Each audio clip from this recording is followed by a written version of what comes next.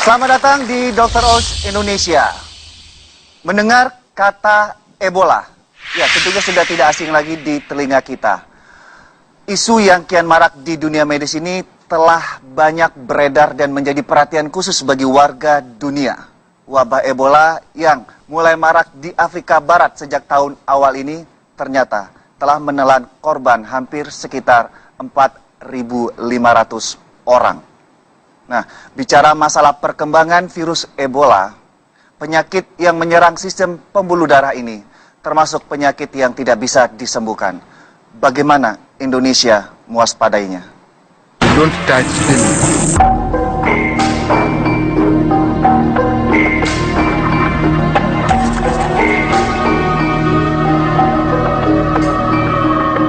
Virus Ebola adalah salah satu jenis virus yang berasal dari gen Ebola virus.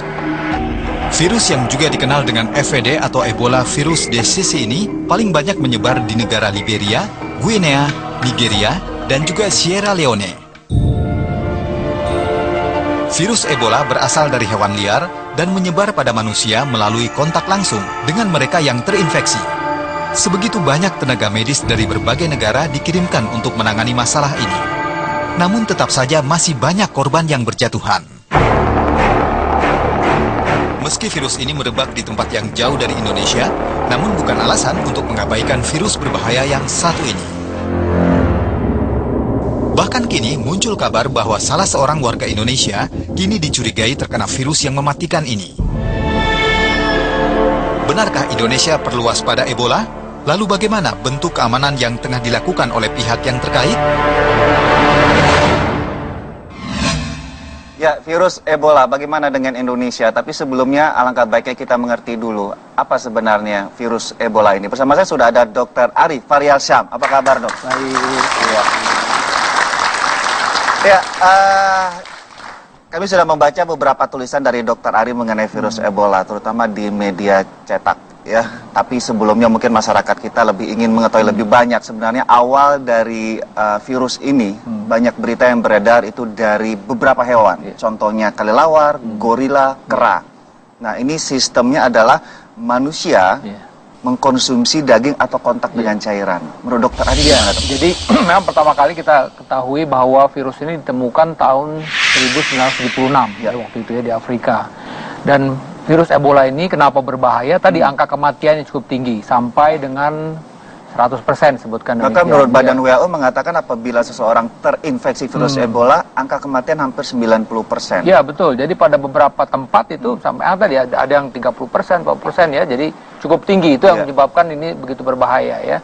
Diketahui juga ternyata orang yang tertular itu di awal-awal juga katanya habis memakan binatang tersebut, jadi yang sudah terinfeksi. Nah, gitu terinfeksi hewan ini, dari mana hewan ini terinfeksi, Dok? Kalau dari informasinya aja. Ya, jadi kan ya ini mungkin udah perjalanannya lah bahwa virus ini hidup di hewan tersebut.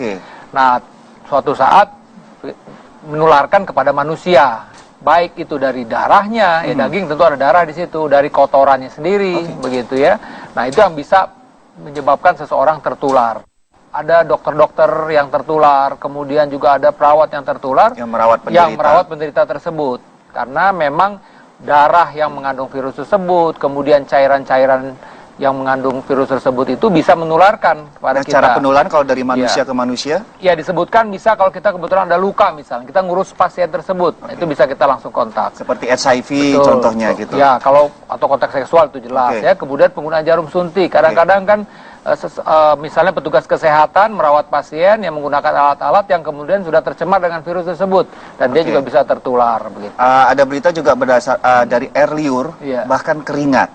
Nah, ini menyikapinya gimana? Karena kalau keringat mungkin ya seperti ini. Iya, betul. Kalau kita memang kebetulan ya petugas kesehatan dan harus merawat pasien itu secara langsung, nah ini memang kita harus, yang kita bilang kita harus menggunakan alat pelindung diri ya, seperti yang di media-media kita lihat itu kayak mau ke bulan gitu loh.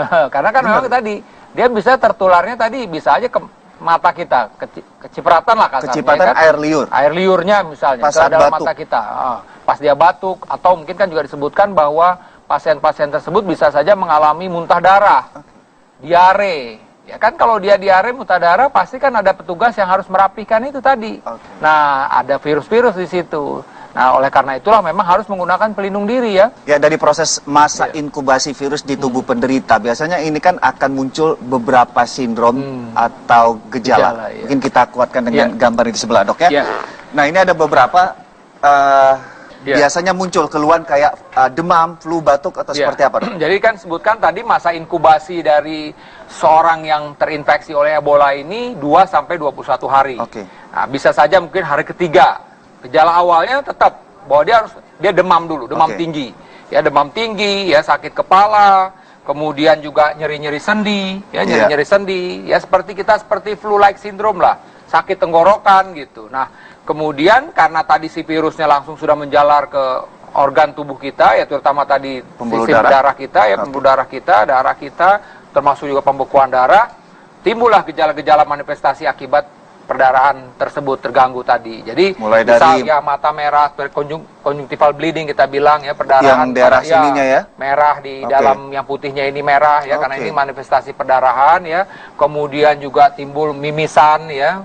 Mimisan, kemudian pasien juga muntah darah karena memang kalau kita bicara soal seseorang terjadi perdarahan itu 3 hal, pembuluh darahnya, trombositnya dan pembekuan darahnya. Nah, ini yang kena pembekuan darahnya nih kena nih. Termasuk juga tadi pembekuan darahnya menurun sehingga proses pengenceran darah di mana-mana. Terjadi di mana-mana tadi ya. Kemudian juga tadi muntah darah dan biasanya juga tentu diikuti dengan buang air besarnya ini kehitaman. Kulit beruam ini ya, Dok ya. Otomatis juga kulit-kulit menjadi merah-merah seperti begini, bintik-bintik merah. Oke, baik. Tadi Dok dibilang bahwa masa inkubasi ya. Masa inkubasi mulai hari kedua, hari ke-21. Nah, hampir beberapa data dari masa inkubasi ini angka kematian biasanya dimasuk hari keberapa. Ini mah bukan kita mengkhawatirkan masyarakat, tapi kasus ini menurut WHO hampir 90% angka kematian. Iya, jadi memang angka kematian ini menjadi tinggi tentu setelah manifestasi perdarahan terjadi. Nah, biasanya memang kalau artinya kalau kita menghadapi pasien lah ya dengan suatu gangguan perdarahan, bintik-bintik merah, perdarahan, muntah darah, ya itu udah berat itu. Dan biasanya sudah terjadi multi organ failure. Jadi kegagalan organ sudah terjadi di mana-mana. Nah, itu yang boleh dibilang bahwa kemungkinan untuk hidupnya menjadi lebih kecil lagi. Saya kombinasi dengan artikel Dr. Ari waktu itu. Gimana Indonesia menyikapi? Kalau kita dari sisi medisnya dulu. Iya, saya tanggal 1 Agustus sudah menulis tuh bahwa kita tidak perlu takut mengenai virus ini. Kenapa tadi? Ya pertama memang ini berkembangnya di Afrika. Seorang yang bisa menularkan kepada orang lain itu setelah bergejala.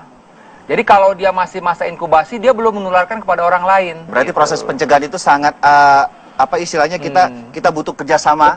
Ya tidak hanya di rumah sakit, tapi ternyata yang namanya wabah Ebola ini kan walaupun ada satu yang saya kutip tidak menular melalui udara, tapi air liur. Udara ini maksudnya adalah bahwa peredaran seperti ini enggak. Namun tidak menutup kemungkinan yang namanya wisatawan maupun yang lokal internasional apalagi dari daerah endemi itu masuk melalui bandara. Nah, di sini kita juga kedatangan salah seorang dokter juga di mana beliau mewakili dari kantor kesehatan pelabuhan. Dokter Edo, apa kabar, Dokter? Baik. Iya. Silakan, Dok. Apa kabar, Dokter Edo? Baik. Terima kasih, baik. Wah, senang sekali bisa kita share tidak hanya mengundang dari teman di rumah sakit tapi dari pengawasan bandara terutama ya, Dokter Edo. Nah, awal tahun ini seperti dia kayak isu yang bangkit lagi. Nah, sikap dari Indonesia dalam mewaspadai khususnya dari pihak pelabuhan. Dari pelabuhan terutama yang kita lihat di Soekarno-Hatta sebagai pelabuhan ibu kota. Ada announcement dulu dari Menteri bahwa kita harus meningkatkan kewaspadaan, maka kita mulai dengan meningkatkan kewaspadaan. Jadi semua flight atau penerbangan yang khususnya dari Afrika itu sudah diinfokan atau gimana maksudnya? Jadi kita kebetulan punya keberuntungan dan punya ketidakberuntungan. Apa? Keberuntungan kita adalah bahwa tidak ada flight dari Afrika langsung Barat. Nggak ada ya? Berarti mereka sudah tersaring di negara sebelum mereka masuk ke Indonesia. Oke, itu satu hal poin positif untuk warga Indonesia bahwa kekhawatiran ini jangan menjadi parno juga. Jangan menjadi parno bahwa tidak ada pesawat langsung kan begitu. Tetapi dia bisa saja melalui negara lain baru ke kita setelah lolos dari negaranya kan seperti itu. Nah, jadi untuk itu kita harus mempersiapkan airlines-nya dulu. Jadi krunya itu dan pilotnya harus tahu bagaimana mereka itu membuat satu universal precaution lah. Standar untuk mengetahui apa yang terjadi. Apa yang terjadi Terutama di supaya dalam pesawat, tidak ya? menyebar di dalam pesawat seminimal mungkin Oke. gitu ya. Kemudian mungkin saja mereka setelah turun. Ketika mereka turun, mereka harus melalui thermal scanner. Thermal scanner yang Ya. kayak gambaran masyarakat, misalnya kayak dulu virus flu burung, Ya, MERS, ya, gitu. ya. Seperti dikatakan dokter tadi bahwa virus itu mulainya dengan demam. Iya. Jadi kita mencoba mencari semua orang yang demam. Kalau demam kita harus tanyakan. Standarnya berapa Celsius? Di atas 38. Di atas 38. Di atas 38. Wah, flu batuk sama ini Justru ini yang berarti merepotkan. sangat menipis, tipis Sangat sekali ya. tipis sekali. Apa penyebabnya juga harus kita ya. tahu. Oleh karena itu ketika thermal kita itu berteriak tet kasih signal, kita bawa mereka ke satu tempat, ya. Kita bawa dia ke ruangan. Di ruangan itu kita berikan wawancara. Apakah Anda dari daerah tertular? Ya. Tidak. Oke. Apakah Anda pernah merawat orang? Tidak, gitu ya. Oke, Jadi, iya. nah, kalau sudah kita selesai bertanya jawab, tidak ada atau ada, kita beri mereka satu kartu yang namanya Health Alert Card. Kartu tersebut Ya. itu biasanya berlaku berapa lama? 21 hari. 21 hari. hari setelah mereka meninggalkan loh. Bukan 21 hari setelah diberi. Oh, Karena masa inkubasi adalah terjadi pada saat di sana. Ya, kita juga harus menjaga keamanan, kenyamanan para pelaku perjalanan ya. Jadi jangan dibikin jadi terlalu panjang. Gitu. Oke, yang poin kedua berarti ini keparnoan kita bisa diminimalkan ya Iya, dengan bantuan dari informasi dari Dokter Ari dan Dokter Edo. Di ujung sana tuh saya lihat dulu nih Dokter Yama, Dokter Edo, bintang tamu kita nih Gading Martin dengan pakaian cerahnya. Di samping keparnoannya mungkin agak sedikit lega ya Gading. Apa kabar Gading? Baik dok. Ada pertanyaan Ding. Enggak, Karena di sebenarnya- belakangmu itu selain perawat-perawat juga petugas rumah sakit. Oh saya pikir saya salah supporter bola dok. Saya orang sendiri. Halo mbak. Ih gemes. Sehat Ding, ada banget nih, dok, pertanyaan sehat, Ding. dok. Iya. Iya dok, kalau saya mau nanya tentang Ebola ini Boleh. biasanya Ya. pasien tuh bisa bertahan berapa lama sih? Dan katanya saya sempat dengar kalau udah meninggal pun masih bisa menularkan gitu ya. Katanya sih seperti itu. Jadi memang betul ya pertanyaannya Mas Gading tadi ya, bahwa artinya dalam keadaan sudah dalam jenazah itu ada kemungkinan virusnya tuh masih ada di situ. Oleh karena itu memang harus memanage si korban tersebut juga dengan kehati-hatian. Lebih bahaya buat untuk orang-orang yang mengurus Petugas mayat, medisnya. Iya. Seperti Iya. itu ya. Nanti kita sambung lagi, Ding. Ya, bagaimanapun terima kasih buat Dokter Edo atas informasinya, ini sangat berharga karena hampir seluruh masyarakat Indonesia menggunakan fasilitas yang namanya bandara. Ya. Miskomunikasi atau miskom ini menambah keparnoan ya, takutnya jadi malah kacau. Nah, ada satu isu lagi yang akan kita bahas di segmen selanjutnya. Ini mengenai gambaran bahwa ada penderita Ebola yang meninggal lalu bangkit lagi. Sejauh mana isu ini kebenarannya? Sesaat lagi di Dokter Indonesia.